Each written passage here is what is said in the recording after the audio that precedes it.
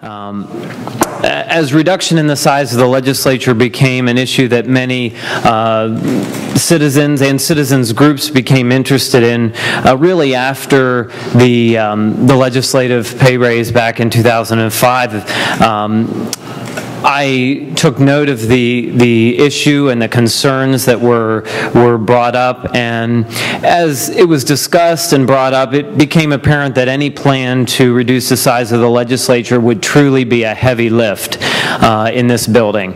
And so I drafted this legislation really in an effort to mitigate some of the concerns that many of my colleagues would have with any reduction in the size of our body. And I genuinely want to believe that most of my colleagues and their concerns are very pure in their desire to be good representatives and good citizen legislators.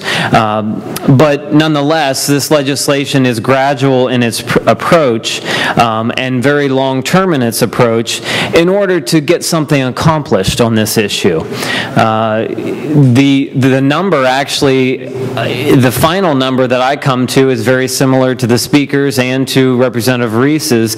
It's just the time frame in which we get there. This proposed amendment to the Constitution would reduce the size of the legislature by 10 members during each of the next 5 legislative reapportionments. This approach would address many of the issues that my colleagues would have with reduction in the size of the legislature. At each reapportionment, it would essentially reduce the size of this body by merely 5%. This, I believe, is a manageable number in virtually any situation.